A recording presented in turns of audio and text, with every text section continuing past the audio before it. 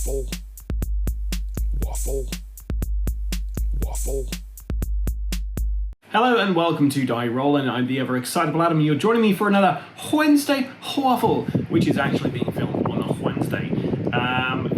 So what to say really? Lots going on at the moment in the world of board games, lots going on in the world of the ever excitable Adam.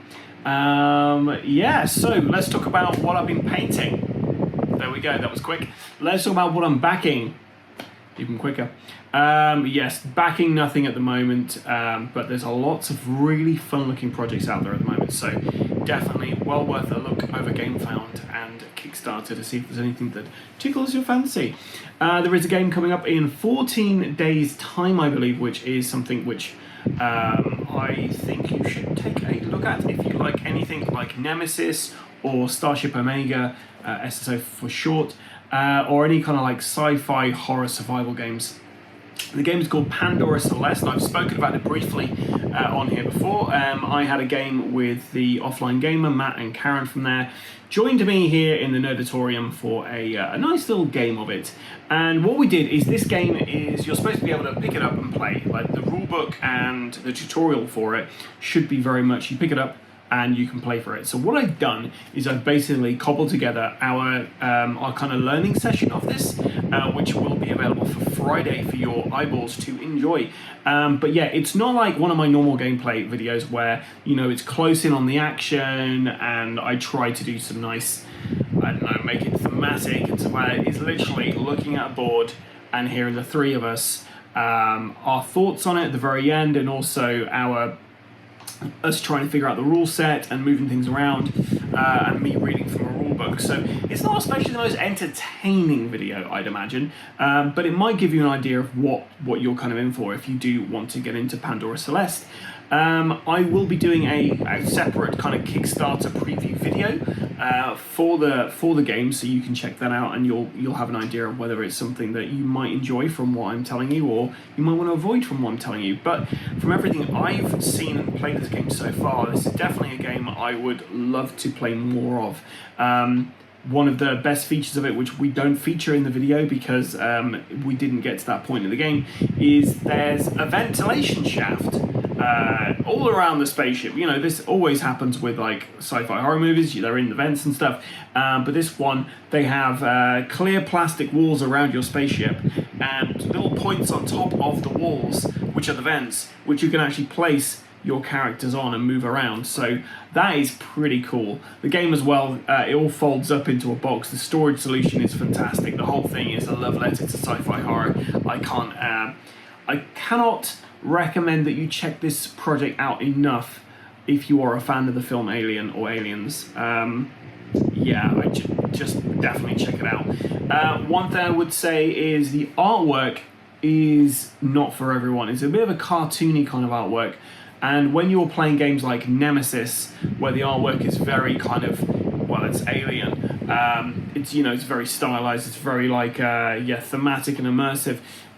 You can have a look at some games and think, oh, the artwork looks a little cartoonish or a little kiddie for me.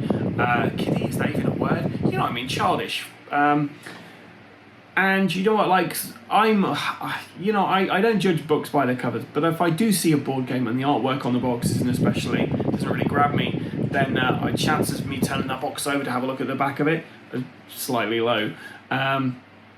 But, you know, I've been surprised by games which have got cartoony artwork before. A game I've mentioned previously, The Ghost Betwixt Us, is a fantastic horror dungeon crawler, which I'd love to get on the channel. I try to film a bit of it, but it's so involved. I need another person to film it with, really. But the artwork for that is very cartoony, and you would be, if you bought that just on the artwork alone, you're going to be coming into that game with a completely different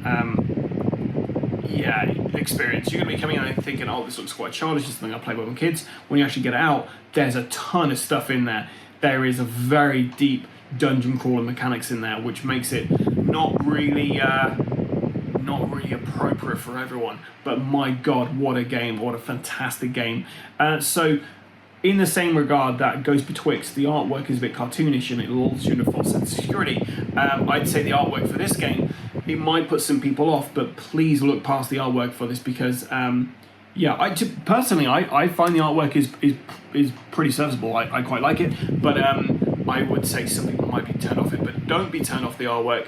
Check out the gameplay. Check out some gameplay videos of it, more than the stuff I've done, because like I say, it's not really too much focused on the gameplay. It's more focused on the overall learning of how to play the game, so which is available on Friday. But that's Pandora Celeste. I think 14 days time it's going to be there. I'm glad we got our video out before the actual product goes live.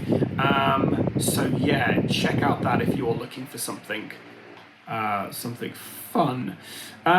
What else do I have to talk about? Well, from backing, not a lot really. Like I say, there's a lot of things out there, but I'm in the process of hopefully going to be moving house in the not too distant future, so adding extra games to my collection at the moment is not on my priority list. Saying that though, we do have, by we I mean I do have some games winging their way over to me in the not too distant future.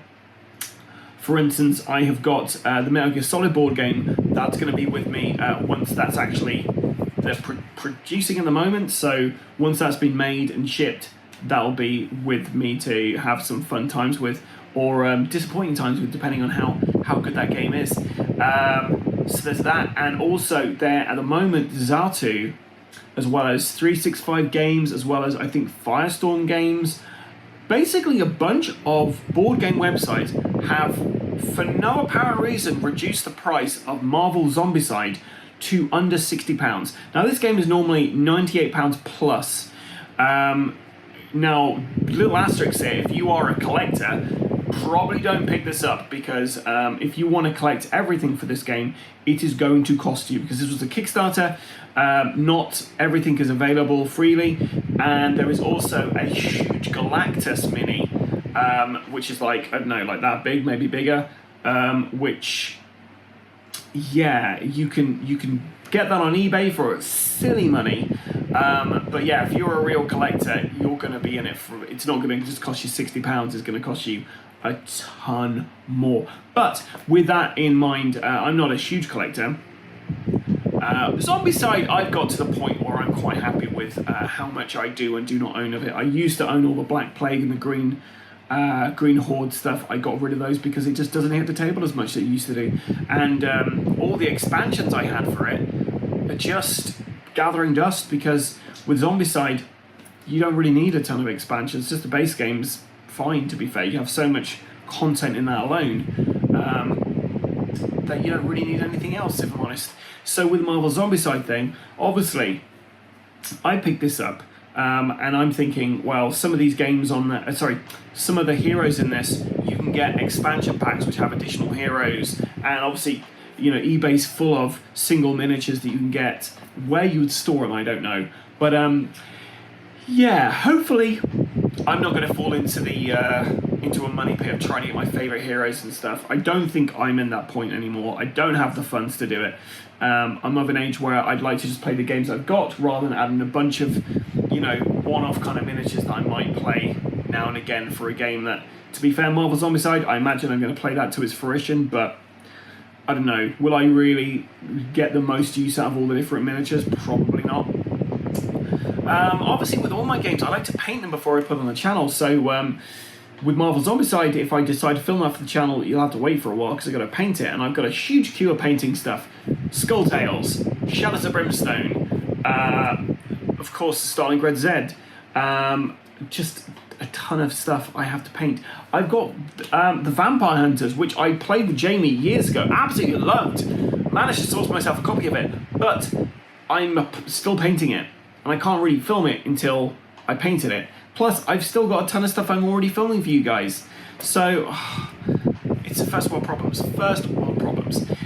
So, with that in mind, this was just a shout out. If you are looking for Marvel Zombicide, now is the time to strike. It is reduced quite a lot over lots of websites. So, go source yourself a copy if that's what you're into. Okay, so yeah, that's about it from backing and buying and what I've got winging its way over to me. Let's talk about Shadows of Brimstone. Shadows of Brimstone, I have not touched since the early part of the year. I think I played at Aircon and I've not got it out. Well, I know I've not got it out of the bags since then. So I spent about 40 minutes organising my Shadows of Brimstone collection as well as I can organise it, to be fair.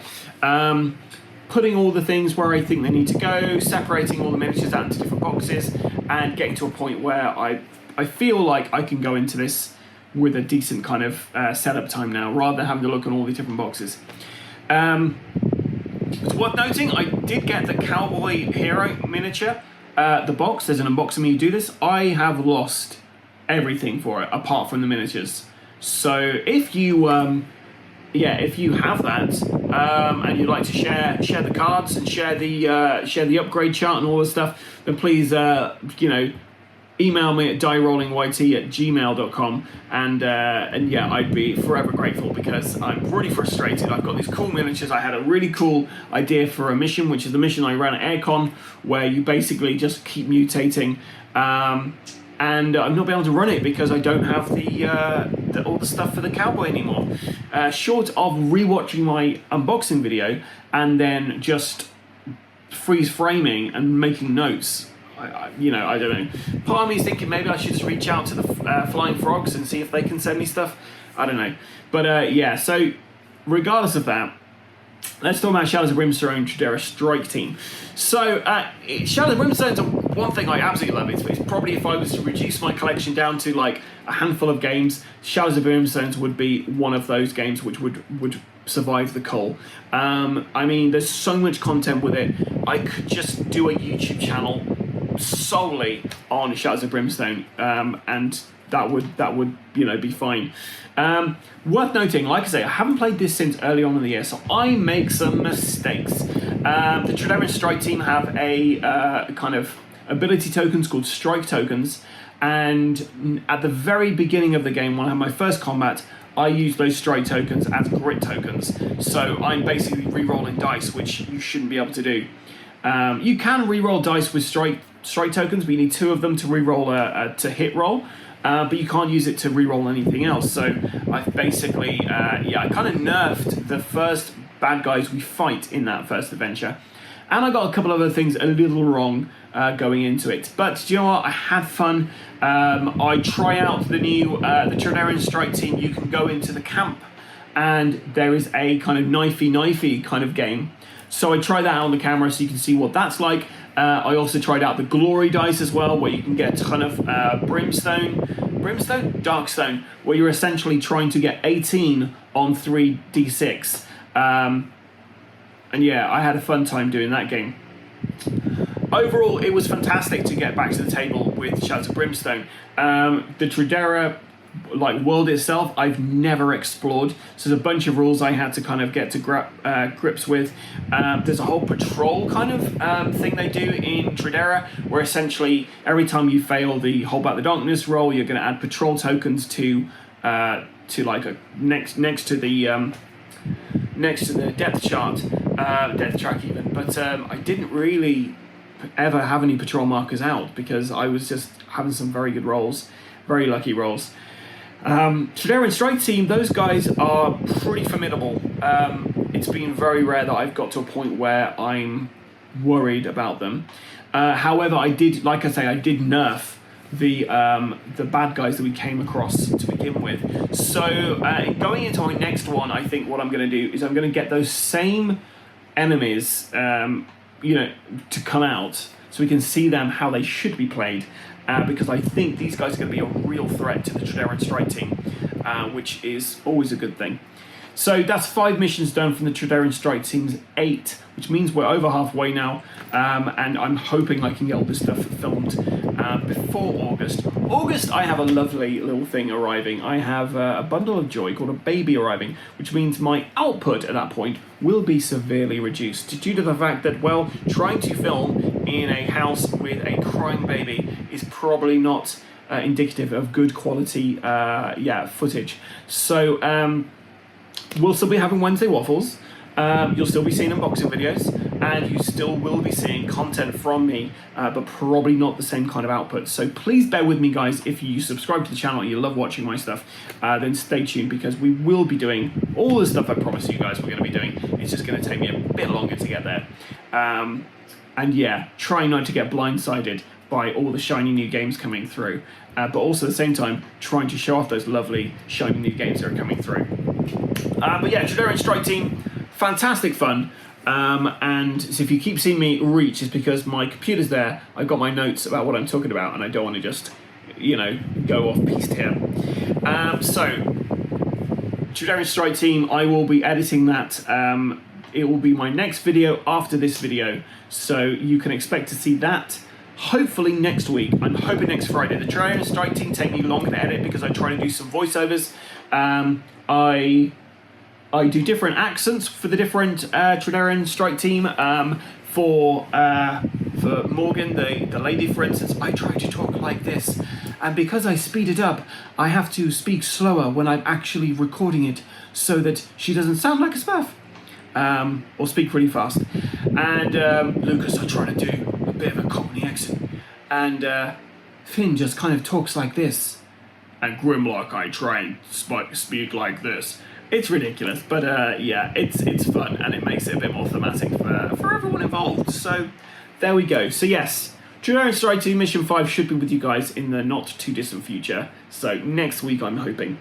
Dungeon Saga Origins, I played the 5th level the other day. I think I've spoken about this on one of the Wednesday Waffles, because I was frustrated with the app not following the book. But now I'm thinking maybe I should just not look at the book at all and just go completely from the app. But I'm not sure I'll ever finish a mission because I don't think it tells you the objectives. I don't know. Maybe the next one I'll just do complete from the book. But yeah, I filmed that, but you haven't seen it yet because I've not edited it yet. So, Wednesday Waffle, Tradarian Strike Team, Dungeon Saga Origins. It's in that order, guys.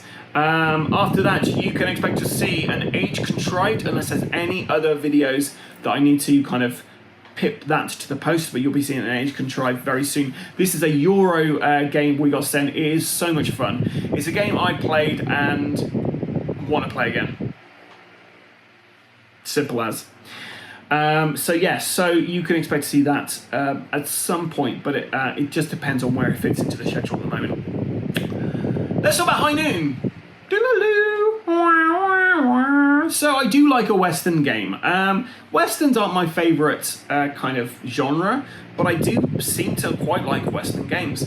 So High Noon is a skirmish game that we played ages ago with the creator on Tabletop Simulator. And we got sent a 4-player starter box. We've only just got around to actually playing this game. And Alex and I sat down and we played it the other night. And, well, I filmed it for you guys. But then afterwards, we realised we'd played some rules wrong. The rules in the actual book, they aren't very in-depth. So with skirmish games, I always feel like there's certain... the rule set can be very simple, but there are always circumstances which needs more clarification. So there should be a frequently asked questions or something like this. The 4-player starter set, the rules in there, it felt very light. It felt like there's certain elements that were missed out, or certain elements I missed out, and there was a lot of interpretation that you could kind of interpret in there. And I misinterpreted something about what kind of weapons people could use. So we played the entire game, and we played it once off camera, once on camera, and after that I realised we'd been playing it wrong, so the footage was useless. So Alex and I are going to reconvene and play High Noon on the channel for your guys' entertainment as well as ours. My initial thoughts of playing High Noon after playing quite a few skirmish games in recent years. High Noon's very simple. It's got an interesting mechanic whereby you've got, for each miniature you've got some cards in your deck. So you've got a deck of cards, and this deck of cards consists of cards which have special abilities for specific named characters, and attacks and defenses for those named characters. So, you start off with like 6 cards or something in your hand. You move your characters around, and then you play cards to do actions or do attacks, things like that. Now, the strategy comes in the fact that you can only actually attack and defend with people that you have cards in your hand with. So you've got to be really careful about where you're maneuvering people. If you've used, so one of the kind of factions we used has 5 people in it. 3 of them are just kind of like just bandits, and 2 of them are brothers. And the bandits only have a couple of cards in the deck. So if you're using them right near the beginning of the game, then there's not much use of getting them in a position where they can shoot because you haven't got those cards anymore. So what you need to do is you need to actually find find weapons for them, which don't need you to use cards to actually apply damage and do attacks. So there's a lot of strategy involved in there, trying to get your weaker guys, to find weapons so you don't have to rely on the cards coming out. And a lot of strategy about when to activate people, where to place people. It only lasts for 12 rounds, and how you win the game is by having the most gold. You get gold every time you wound somebody. You get an additional gold, additional, not an additional, but you get additional gold for completely killing people. So I think it's probably more of a shootout than Alex both times just rushed me, and it didn't work out very well for him. So I think going forward in the next one, we need to think about it more of a shootout. And one of the problems I found is that, and I know it's by design, but if one of your characters dies and you're getting their cards in your hand, they're just dead cards. You can't do anything with them. And there was points Alex was getting to where he had 5 characters, his bandits had all died, or one of his main guys had died. Basically, the cards he had out, none of them were for any of the characters he had on the board. So I was able to shoot him, he couldn't defend it, and I was just absolutely like mullering him with things. But overall, like I say, it felt like quite a basic game, but I think there is fun to be had in there. I just have to find it. We enjoyed playing it, and it was one of those games where you think, okay, this has got some potential. As it stands, it's quite basic. The strategy in there is interesting. The cards are interesting. There's no dice. So interesting elements to it, but it seems quite basic. And I don't know whether, because it's a starter set, there's additional content for High Noon, which adds a lot more in-depth kind of complexity to it, or if this is just the game. It's designed to be, quite quick, quite not basic, but quite simple to learn and play. I don't know, but overall, we did have fun with it. But it's not something I'm rushing to go out and get additional content for. But I think, we're going to play some more of this and see how we get on. And hopefully, if we can get somebody else roped in, try a 3 or 4 player game as well, because I think that might add some nuances to it. And I do remember that when we actually played the game with a creator on our Tabletop Simulator playthrough, which you can find on our channel, we did have a blast playing with it. It was quite fun.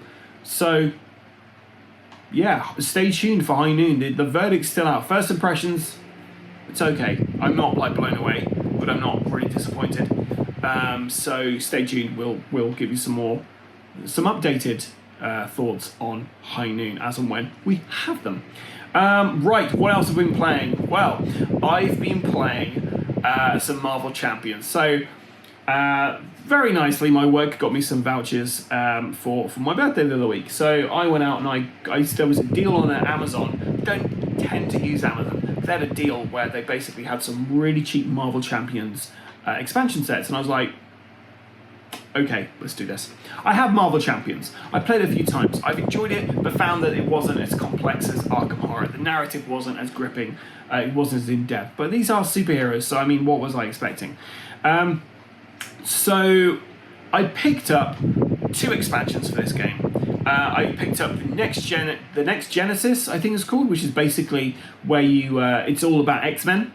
And you're going up against Magneto and Sentinels and stuff. And after watching X-Men 97, I'm just so into X-Men at the moment. So I'm like, oh, that'd be fantastic. And I picked up Rise of the Red Skull as well. Red Skull, not really something I'm that interested in.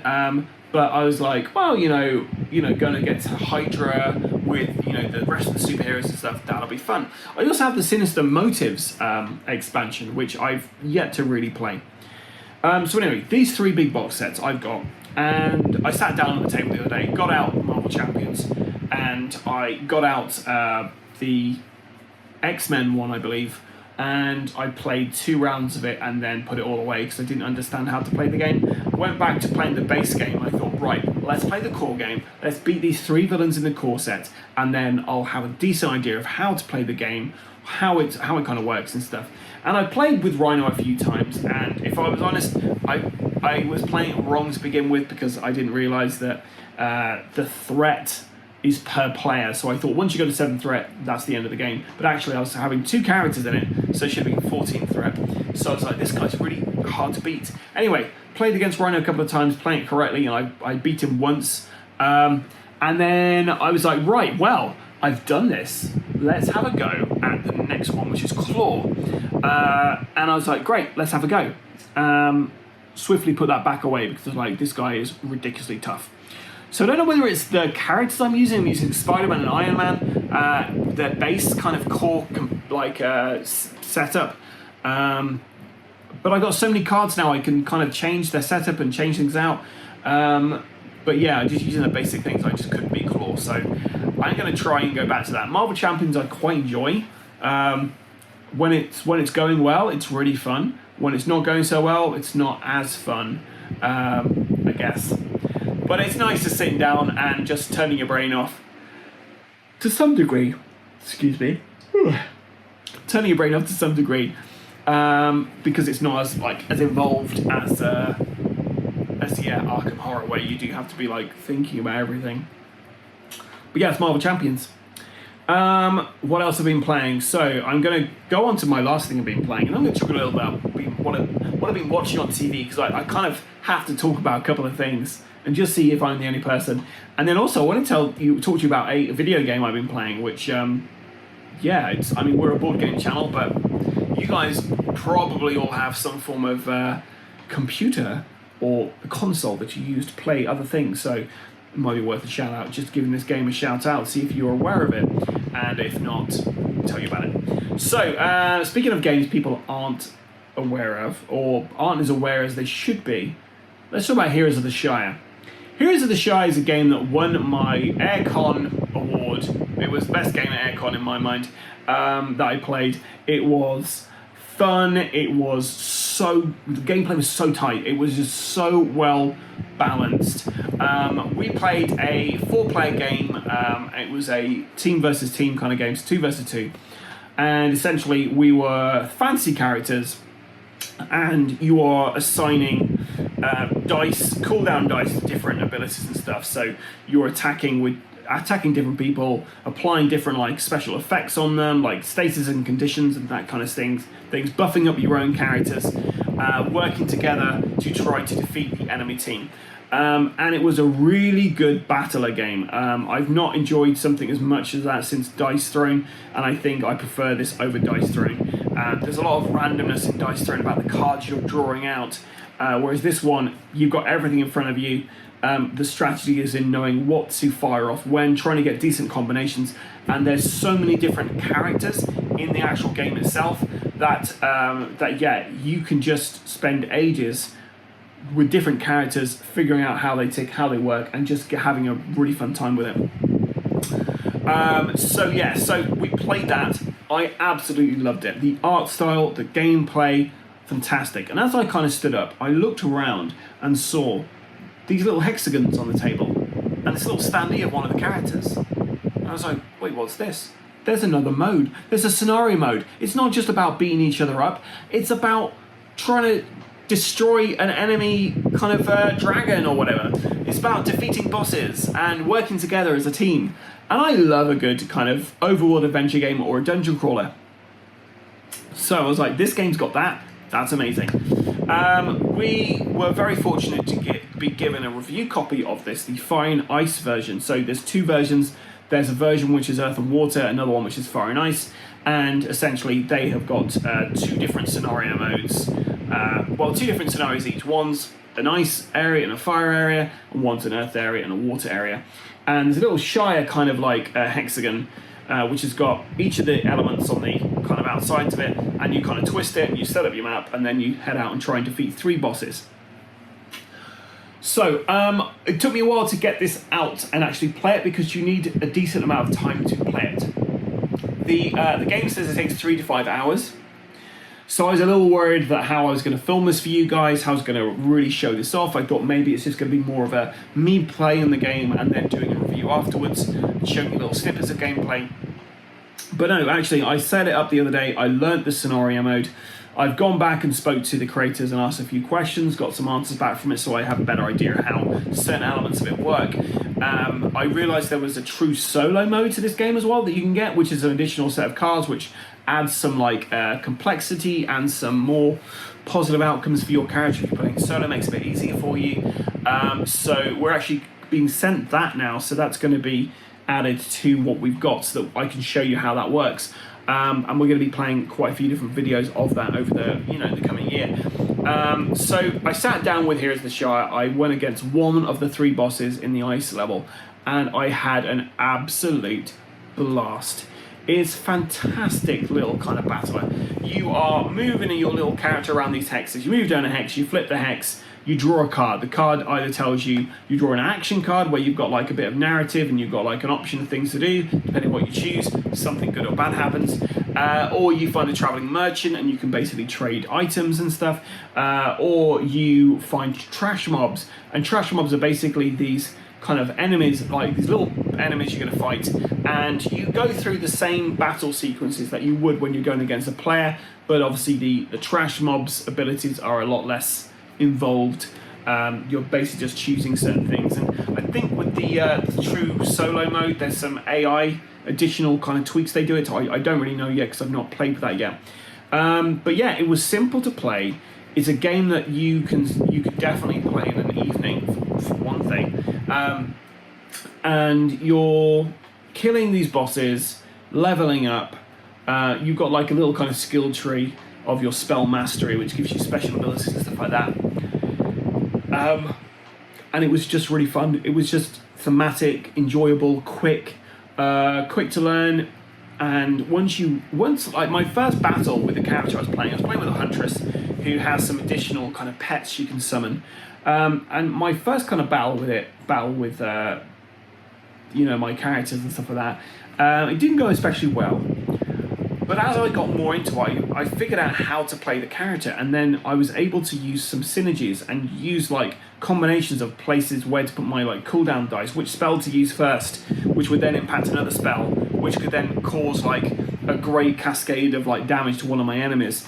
I realized how you had to reduce enemies like defense stats and loads of different things. It was really interesting playing it. And the fact is, you have these trash mobs which are thematic to the zone you're in. So the biome you're in, the ice biome, for instance, that I was playing with. And you get standard ones and you get elite ones. The elite ones are much tougher and they've got some special abilities which can really like mess with you.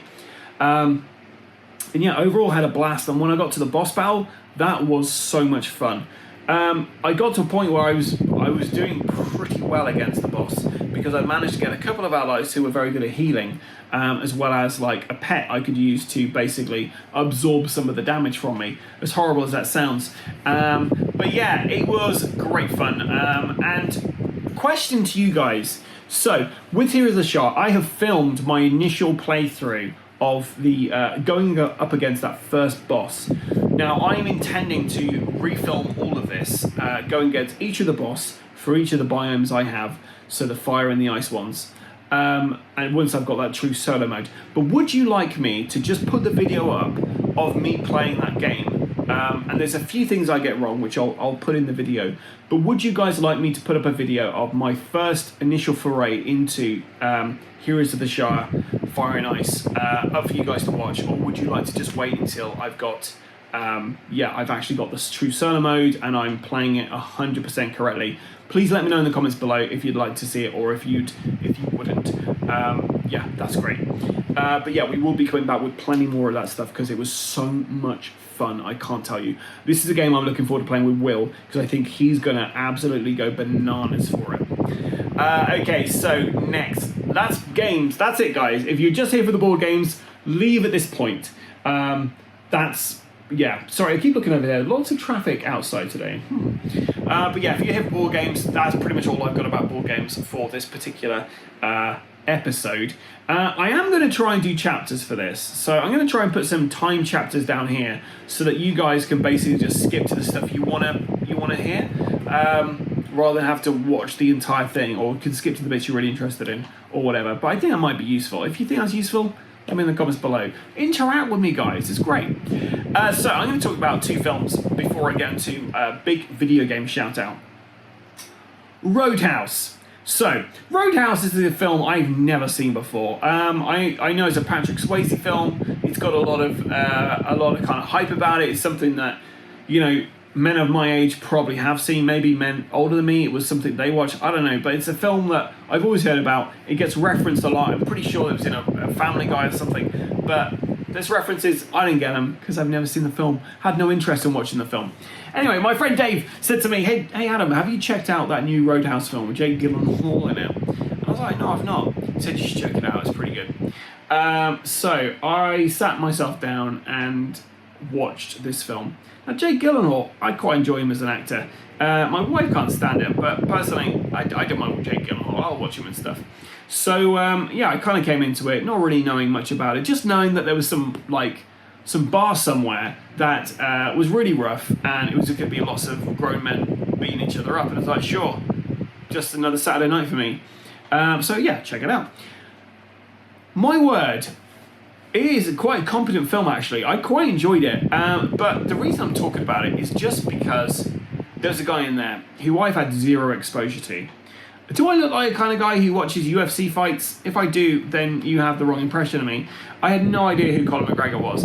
I had heard of the name, obviously, but never seen him. Never seen him fight anyone. Never seen him walk. Never seen him talk. Now, please don't send this on to Conor McGregor or tag him in this so that he knows I'm going to criticise him now, because he does things I can't do. The same way that I can do things he can't do, like speak with a regular accent or walk. Not looking like I've shot myself. But yes, he was just mesmerising to watch, because I don't know if he had never seen the script before he filmed it, but every scene he was in, I was just like, what is this guy doing? He came in every scene just happy to be there. Biggest screen you'd ever seen, walking in, and I say walk, his walk was very strange. He kind of just moved about, and like this the entire time. I don't think he can actually move himself properly. He's like an action figure. But yeah, it just, every scene he came, massive grin, regardless of any kind of plot. He seemed like he just was happy to be in every scene. Watch it. Please watch it. Please watch Conor McGregor in this film and tell me it's not the most bananas role. It's not just the most crazy thing you've ever seen. I honestly was just like watching the film, like enjoying all the bits with Jake Gyllenhaal and enjoying the kind of character they were building up for him. Some of the fight scenes were good, you know, and I was just like, oh, where's this going? But I lived for watching Conor McGregor come into any of the scenes, because, like, who is this? Who is this man? Is this man for real? What accent is he going for? Is he Irish? Is he American? Is he English? Is he Australian? What is this character? Where is he coming from? Why is he naked for most of it? In fact, yeah, he actually is butt naked at one point. Yeah, please watch it, or if you have watched it, let me know in the comments below your thoughts on Roadhouse. Another film I want to talk about briefly is Rebel Moon 1 and 2. So, Zack Snyder is in for everyone. Zack Snyder is an interesting director. I quite enjoyed Watchmen. I may be in the minority, but I enjoyed the adaptation. I quite enjoyed the comic, and I was interested to see what they did with it. I enjoyed 300, and I think he did he do Dawn of the Dead? If he did, I loved Dawn of the Dead. I thought that was great. Hard to watch now after watching Modern Family, though, with Phil Dunphy being in it. But yeah, overall, Dawn of the Dead, great film. Fast Zombies. and I enjoyed some of his other works. However, Zack Snyder for me is, every director has their gimmick, and his is slow motion. And slow motion in his films can be used well. In Rebel Moon's Part 1 and 2, they are not used well at all. Like, I get it, if you're doing slow motion to try to, like, add drama to a scene or add, like, emotional depth to it, but it just, yeah, it's like both those films could have been about 40 minutes shorter with you know, taking out all the slow-mo action. It was ridiculous. But Rebel Moon 1 and 2, interesting films. Essentially, it's the what are they called? The Magnificent Seven. You have got a town somewhere that needs a bunch of defenders to come and defend it. And the first film is about her gathering these defenders, and the second film is them defending. I know, there's a lot of wrong with the film, and if I'm honest, the second film, I fell asleep watching it. It's got some really lovely aesthetics to it. It's got some really... No, it's not really got any good set pieces. I don't know, it's very predictable. The love story is unbelievable. It's just ridiculous. However, guys, listen to me now. Part 2. Spoilers. So skip if you don't want spoilers. But Part 2 is worth watching just for one scene. Like, that film should exist just for this film, because I've never seen anything as crazy as before. So there's one scene where a character is killed. And so there's a bunch of people walk into this room, and there is an orchestra in the corner of the room, like I don't know, like eight-piece orchestra or something, and they're playing this song, like this slow kind of song, and they've got these hoods over their faces. So like, how they can see what they're playing? I mean, they're very good. They're playing a song, and you get like these people come into the room, and then they're like, wait, we're coming into this room, but there's all these guards here. What's going on? And then the guards proceed to start murdering all these people, and the orchestra start playing a tune to it, and they get more and more intense. And like, as certain stabs go in, the orchestra are doing certain, like, you know, they're doing little kind of musical like flourishes and stuff that actually go in time with the combat that's happening. And as someone who overanalyzes things quite a lot, I just would love to know how they did that. It's this orchestra. They must have been in on this plot to like kill these people, and they must have rehearsed it. So did they? How did they rehearse this? Did they have a piece of music which was set just for, you know, for this murder, or did they? Were they improvising? They couldn't be improvising. They were all doing it at the same time. Anyway, it's hilarious. It makes no sense why this orchestra would be playing. And I'd just love to see the scene before where they're rehearsing for this. Like, okay, Dan, you're gonna, when they stab the knife in, you need to do with the violin, a few space violin. You need to do a couple of flourishes there, and Sarah, you know, yeah, when they you know, garrote that guy, you need to go a bit more intense on that. We'll slow down when, you know, when there's a bit of dialogue between them. I just think it's ridiculous that they were still playing the entire time that fight was going on, and they were playing in time to the action. That was fantastic. There is a director's cut coming out, so an extra 40 minutes probably added to both of those. Most of it probably slow motion, but I'll be watching those and checking them out. Lore-wise, had some interesting things in there, and it felt like I was watching a Warhammer movie. But yeah, if you've not seen Rebel Moon 1 and 2, you don't need to see them. But you should try and find that scene of the orchestra attack. That was great.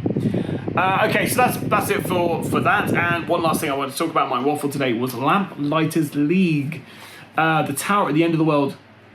So I'm a huge fan of XCOM. As a kid, I played UFO Enemy Unknown to death. Never beat it because it was so hard. Terror of the Deep came out. I played that. Nowhere near the end of that. Got killed every single time. And I played some more XCOMs over the year. over the years. And Firaxis did a new one, XCOM. They did XCOM 2. Played both those, completed those, and had a great time playing it. So whenever there's a game which has XCOM mechanics in it, so it's a turn-based kind of strategy game, I will try to play it and see how it is. And over the years, I've played some which I've enjoyed, some I've not enjoyed so much. The Lamplighters League is an interesting one because this game is really interesting for me. It is set in the 1920s. You are going up against these 3 different kind of cults which are trying to bring on the end of the world, and they've all got their own kind of different gimmicks and different kind of units and stuff like that. So you've got a handful of characters, all these kind of like pulp action heroes, so your Indiana Jones types, your thieves, your femme fatales, and you're basically trying to stop them from world domination. And you do this by going on a series of different missions and progressing the plot of the kind of story of the game. And each of these different factions has their own goals, their own little kind of nuances, and they also have their own leader. Each of them also has their own threat kind of meter, and depending on what they're doing during the game, these threat meters are going to go up, and if they ever get to certain points in them, break points, then you get a little cinematic, and you also they get stronger, they get new units come out, they get special abilities and stuff, which are all in theme for their kind of different faction. Now, you can only ever go on one mission per kind of like, you go on a mission, and then it ends, and then you go choose another mission. You only have one mission at a time. So when you start the game, there's going to be like 3 missions, one for each of the different factions. You can only choose one of those, and the one you go on, you'll do a bit of a blow against that kind of particular faction, and reduce the threat of them maybe. But the other 2 factions you didn't go against, their plans continue, so their threat go up. So it's a game of trying to manage which of these 3 factions to focus on to reduce their threat, which ones to focus on to progress the story. You're also trying to get certain supplies and stuff to help you out with upgrading your agents, buying new things for your agents to use. You're also going to be going on missions to rescue allies, which will help you with improving all your agents' abilities and gear and stuff. You're also going to be trying to recruit new heroes as well. So you start off with 3 heroes. As the game goes on, you're going to be recruiting more heroes. The heroes themselves all have different styles and abilities and special powers. And it's great. When this game first came out, it was glitchy as anything. Pretty much every kind of level I played, it crashed. It was so glitchy. Now, it's not so bad. You can play like an entire level and not crash. You can play several levels in a row and it not crash. They have kind of fixed it. This is currently on Xbox Game Pass, the Lamplighters League. If you're a fan of XCOM, you like The Mummy, you like Indiana Jones, you like going up against Nazi-esque kind of characters, you like adventure pulp kind of games, check this game out. It is so much fun. It's one of those games I'm playing and I'm like thinking, how could you do this as a board game? This would be a really fun campaign to play as a board game. So yeah, it's globe-trotting.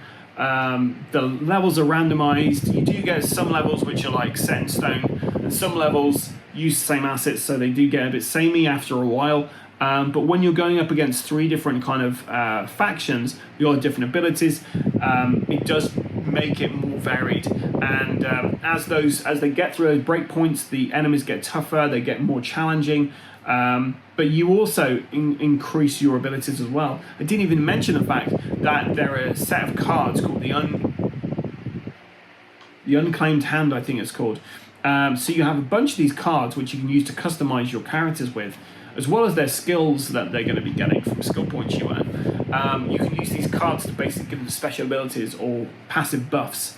But yeah, it's just such fun. The music is great. The art style is really interesting. The gameplay is really good. The story's like immersive and attention grabbing. It's just a really fun game. I don't think it did especially well. I think it flopped, which is a real shame because I'd love to see them do more of this.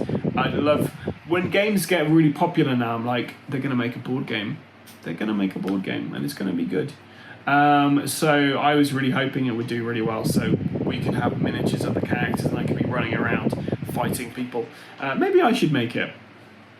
But yeah, Lamplighters League, if you're looking for a video game recommendation, that is my video game recommendation. Now, don't expect me to be doing this all the time on Wednesday Waffles. I won't be going on about video games and films I watched, but if I've seen something or played something that I want to talk about, well, this is a great kind of forum to do it. So guys, if you have any questions for the Ever Excitable Adam, then please leave them in the comments below. If there's any games that you're aware we have that you want to see us play, also let us know in the comments below and I will try to get them into the list. So to give you an idea, we should be having up, Friday you're going to be seeing Pandora Celeste, the initial learning gameplay session, so that's going to be something which might not be very interesting, but maybe you'll enjoy. Then on Monday we'll have an unboxing of some sort. Next week we'll have another Wednesday Waffle. Then hopefully it's going to be the next Shadows of Brimstone unboxing, Wednesday Waffle. Then we're going to have the next Dungeon Saga Origins. But yeah, if at any point you do want me to drop the Heroes of the Shire Ice learn to play kind of game session I had, let me know. I'll put that up there and you guys can check that out before I refilm for all the bits that I'm going to be doing for the actual game itself. Any questions, let me know in the comments below. I've been the Ever Excitable Adam. Until next time, guys, stay safe or die rolling.